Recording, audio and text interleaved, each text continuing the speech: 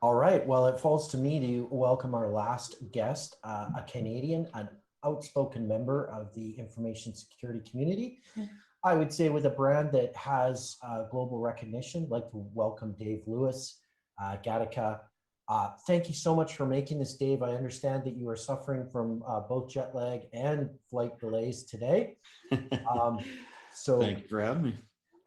Tell us a little bit about what people need to know about Gattaca, the brand, and Dave Lewis, the person. Well, see, I never really subscribed to the brand. I just a guy that's been doing this for far too long, and I've made a lot of mistakes along the way. So I get to share my stories, and hopefully people can learn from it. And that's the way I like to position myself. That's a great thing because, obviously we've got some great Canadian people working in Canada, but you do a fair amount of work internationally. Do you want to Yes. talk a little bit about what countries 2019 brought you to? Oh boy. Spin the wheel. This year I did about 360,000 kilometers worth of travel, and that took me to Hong Kong, Singapore, Thailand, Greece, UK, US, Canada, um, Italy, Germany. I mean, it just keeps going and going. Yeah. Um, so, so basically, what was on your mind in 2019? What were your sort of keynotes and sort of the key synopsis, if you will, of what you're thinking? Well, the vast majority of what I've been tackling is sort of rooted in my first talk that I gave back in 2013, where I talked about supply chain security. And everybody sort of looked at me like I had three heads back then, and suddenly in these days everybody's talking about it, which is kind of cool. And it's just looking at security in a much different way, because I remember years ago, after having an external pen test done, trying to explain the results to the CIO at this particular company, and them saying, "Oh, it's okay, we have a firewall, everything's fine." And that sort of really made me realize that we have to get back to tackling fundamental security. Um, the tenants that we have seem to have drifted away from, chasing the ooh shiny or the 0 day of the day. Mm-hmm. And I think that focus that we have lost collectively is something that we really need to pay attention to. Doing things like vilifying vendors and looking at, oh, look at that 0 day. We sort of lose focus because, one, it's not always correct, and two, it's a wasted effort when we should really be looking at core things like network zone segmentation, logging, patching. I mean, I know nobody finds any of that sexy per se. It's far from sexy. Yeah, exactly. But you know what? This is It's how we stay effective. in the business. Yeah, yeah. So you said you've been doing this for a real long time. So how did you get started, and and how did you sort of come up, to be a very in demand kind of speaker? That part I still wrap my head around because reasons. But it actually all started when I used to work for a record company back in the day called MCA Records, and then ultimately changed to Universal Music. And we had a computer system installed at the office, and I rapidly found that I enjoyed that. I had started out with computers back in 1983, so I did have some sort of understanding of it. And I also realized that nobody in the music industry grows old per se. Um, Okay, it's not an industry that is kind to older folks, and I gotcha. realized that early on. I was at a conference, or rather an award ceremony, and the MC said, "Look around the room." And he said, "The only people with gray hair in here will be in a ponytail, and they'll be the CEO." Of the five CEOs in the room, four had gray hair and ponytails, and I went, "Okay, time to change." Yeah. And that's when I made the jump into information technology. At first, started out as a rapid application developer, and then I think 10 days into my first job as a developer, I realized that the security team for this bank of 55,000 employees had one security person. Wow. Yeah. And I went, okay, put up my hand, because at that point in time, I was running my own botnet. So I went, this is something that definitely interests me. Very, very cool. And I guess, that goes to the point where what we've done in the past may come back to haunt us in the future. But I want to go back to the music career. So what did you think when, file sharing started happening in the music industry, a la Napster? Because you were around during that time, right? Oh, absolutely. Yeah. That actually came after I left the record company. The really funny thing about it was that when I had my original interview at MCA, they asked me where I saw the music industry going. And I said, in the next 5 years, I imagine we will be buying music online. And they hated that.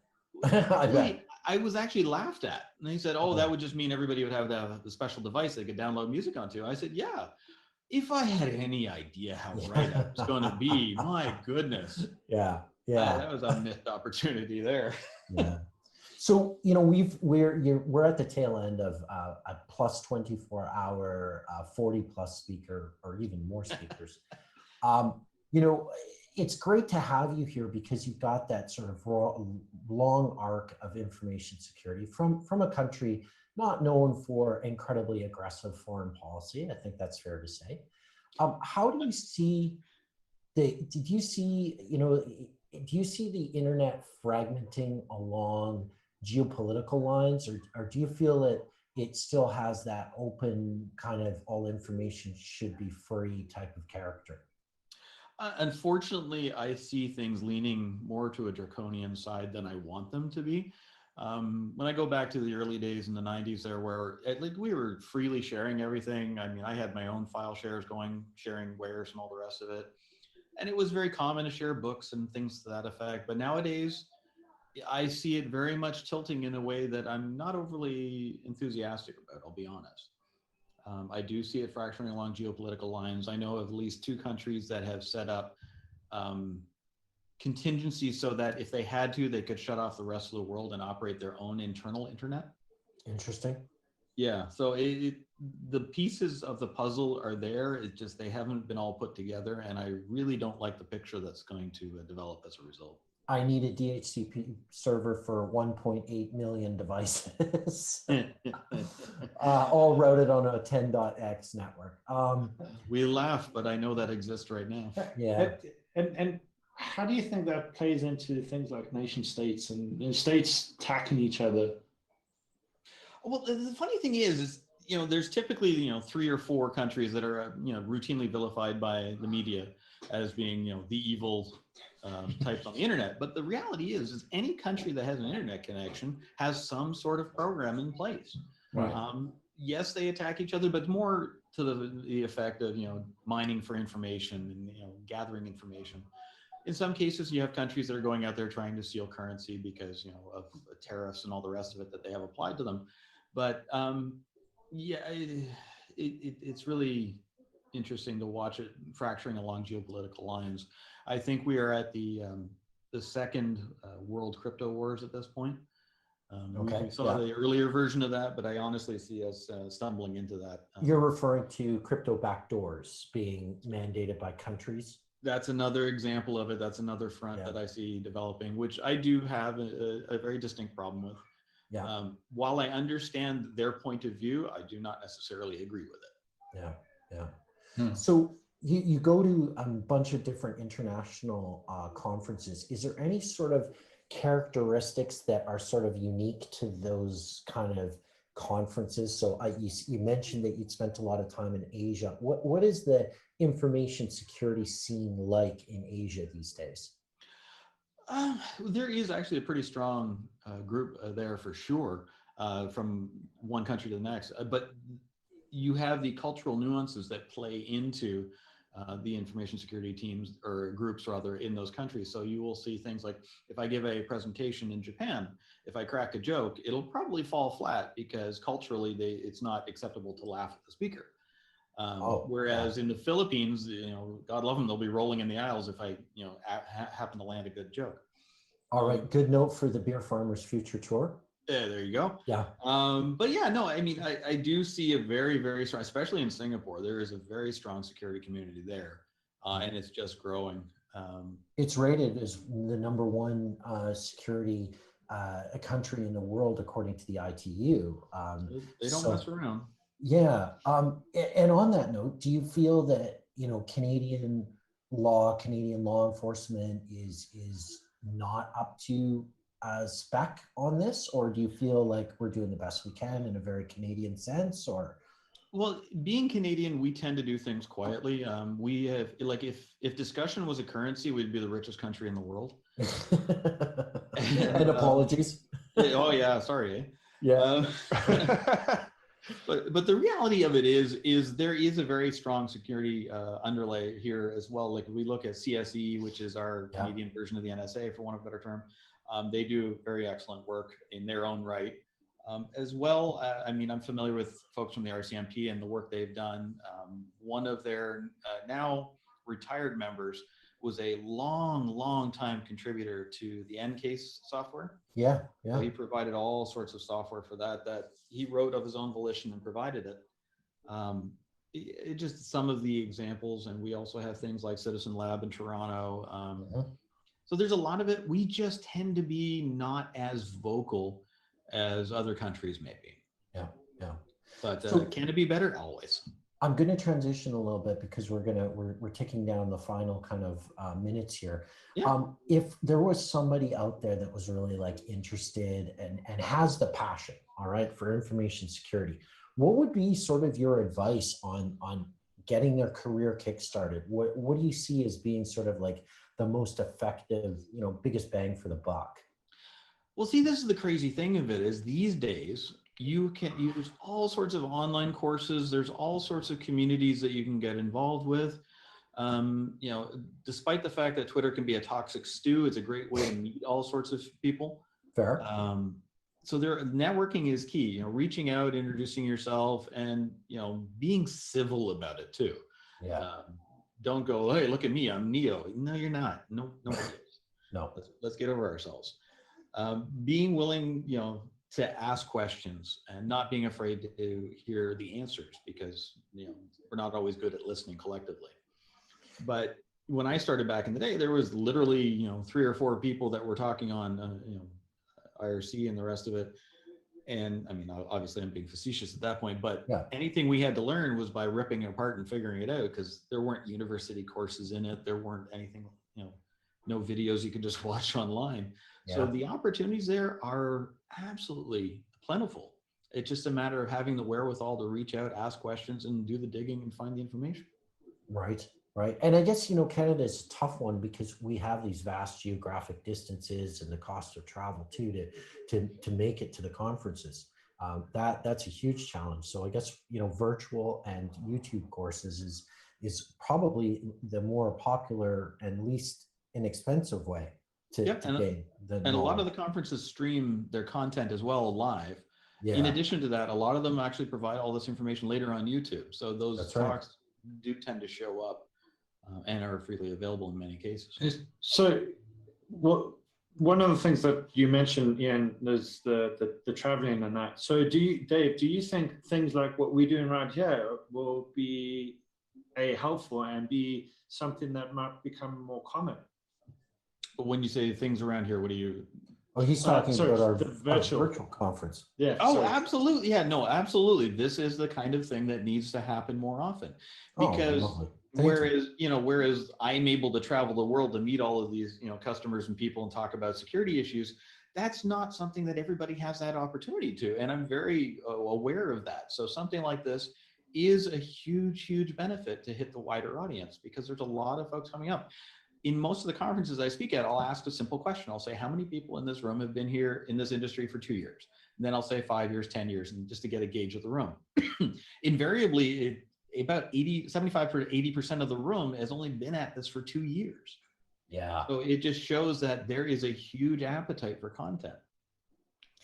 Is it fair to say that the content challenges, because we talked to a few people working in cloud-based platforms, and one comment Gabe mentioned was cloud is sort of beta still, and people are running apps in it, and it changes. It's a very dynamic place. It's a dynamic place, but I mean, I don't see that as a detractor in any way, shape, or form. Okay. The detractor I see is when people go crashing into it without all the information they need to do it. Like S3 buckets on AWS are a great example. Right. With a credit card and a web browser, you can spin one of these up, put any sort of data in it you want, excuse me, and then carry on. But the problem is the vast majority of people that set these up don't have a security understanding or a background in many cases. And we as security practitioners, it's incumbent upon us to share that information, to teach them so they don't make simple mistakes like making these buckets public. Yeah. By default, these are set to private. There's even a banner across the screen that says, for the love of all is holy, please don't set it public. Right. I may be paraphrasing. Yeah. Yeah, but you've got to deliberately misconfigure your assets in cloud. I think generally speaking, for them to be now. But we hear about in the news even today, leaky S3 bucket and this, that, and the other data breach, blah blah blah. But actually, and the technology gets blamed often. Yes. For the problem, when actually it's misconfiguration, and that's not the technology, right? I think, and this is where I have a problem, because that tends to be vilifying the end user, which I have a serious problem with, because 9 times out of 10, these are folks that actually have never been taught or do not understand. So I take that as a personal failure on our side as security practitioners for not communicating that out. I agree. but just to turn, I agree now is not the technology, but there was a point in time where the technology was a problem. And my perception is the security folk were not brought in to kind of say, hey, what about this and this? What are your thoughts on that? Oh, absolutely. I mean, I worked back in the days where we had cave painting. So, I mean, I'm very familiar. I'm very familiar coming along to how things have transitioned, because security was seen as, in some cases, not even an afterthought, but something to be routed around. And these days, it's well understood that this is a conversation to have up front. So you have £1 up front you can pay, or 10,000 pounds on the back end to fix the problem. Yeah. So it is in a risk discussion, that's a whole lot more sense to have that conversation before the bad things happen. Agreed. And ultimately, whether we're building a server on-prem or in the cloud, the problems have been there forever. And what drives infrastructure and software and systems to be built is get them working, right? Get them working. Are they operational? Yes. I mean, we talked about this in the previous talk. Does it work? Yeah, fine. Great. Move on. Next project. And that historically has been the problem. In cloud, similar problem. Ian, you've spoken about this before. Yep. Get everything working. And if that means getting a security group in AWS fucked around with so that you've got various different... And access control lists, and encryption after the F5 load balancer, and encrypted databases. Like everybody knows how to do this stuff. Or knows, I'm going to say, the theory behind it. But where it seems to fall apart is when you're dealing with the tech stack and there's minor incompatibilities or stuff are at different, release levels, and then just to meet that production deadline, things are cut, right? Just make it work. Just make it work. And I know, when you go in post audit and you look at these things, sometimes you can get away with putting the database connections into IPsec tunnels, for instance, as a workaround solution, right? But not if it's a high latency thing. So, we're always battling and, trying to retroactively apply, security. And this is also because it's shifting sands from the audit and compliance perspective, right? As a great example, I know of an audit finding that wanted 16 character service passwords now. There are systems, perhaps even Dave Lewis has worked on them, that don't physically have the capability of a 16 character password. In fact, the operating system is locked at 8.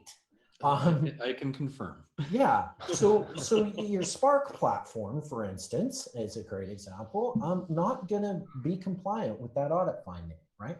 So, Dave, we're wrapping it up here because we've had a long haul. If you could impart some of your wisdom to the next generation coming up, you talked about getting involved. What technologies do you think that they need to know moving forward? Well, the technologies I would put to one side. I would say learn how to communicate and learn how to write. Yeah. Those are key fundamentals, because if you cannot communicate what it is that you're trying to address in a salient fashion, it's never going to get done. And then I'll tell you, a Visio diagram is like a very powerful tool, and unfortunately, I don't see enough of them. Well, even now we look at stuff like AWS and Google Cloud and all the rest of it. The issue I have there is Visio doesn't even work anymore because of the scale that you can spin up in a matter of hours. Yeah. So where I could build out an infrastructure for a data center, which literally took me about a year and a half to do, I can now do that in the space of 2 days. Yeah. So it just, rant off. No, but also, I guess it's not about the tech, is it? You're right, Dave. It's about the approach and the method by which you develop technology. Yeah. If you look at AWS, then I guess you code as much as you possibly can. So that means in AWS terms, you're talking about cloud formation, right? Mm-hmm. So you've got something you can review. You've not got somebody spinning up an EC2 instance manually and doing all that configuration around it. It's all done in a formatted and well understood configuration file or files. And therein is also your documentation. So if you've got properly built infrastructure using code, then you can read that code and you can understand how the infrastructure is being built. That's my take. Assuming the code is documented properly, and I've yet to find any that I've ever called documented properly. You will one day. You will. One day, yes. Yes, on my deathbed, I'll be like, aha! And then Developers document. Yeah. Every chance. All right. So- I think so- we're out of time. But Sean, do you want to ask? Just Yeah. one really quick question, Dave. yeah. What is an advisory CISO? I've been intrigued by that title, so I'm really curious what that means. Well, this is a role that I started at Akamai when I was there for 5 years. And then when I transitioned over to Duo and now Cisco, it came with me. So it basically is a conversation, how do I put it? A glorified talking head is the easiest way to put it. It's somebody that goes around, I speak at about 40 or 45 conferences a year, trying to impart ideas of, supply chain security or zero trust or getting back to core fundamentals. So having the conversations and trying to share lessons learned from, I spent 20 years as a defender before I crossed into the vendor space. And, being able to have these conversations in a non-fuddy way and not going, hey, look at that vendor over there. They're terrible. That doesn't further the conversation in any way, shape, or form. And it's un-Canadian. Well, exactly. There you go. But yeah, no, it's about, having those conversations. So I get to, meet at conferences, meet with customers, and I do a lot of security research as well. I haven't done any vulnerability disclosure since 2008, I think was my last one. Oddly enough, the same year my daughter was born. So that was pretty much the end of that. But so that's the role is very much about infecting the bloodstream and trying to get the point across that we can, and we do have the ability to do a better job. Oh, that's awesome. That's really, really cool. Yeah, and I get to see the world too, which is an added bonus. Very Oh, nice. well, that's nice. Very nice. Okay, Dave. Many thanks indeed for getting involved. You were Thank you so much for having me after my little misstep earlier. no, that's absolutely superb. So thank you for your insights. Thank you for your time, and thank you for wrapping up BeerCon 1. My pleasure. It was an honor to be here. Cheers, man. Cheers. Cheers.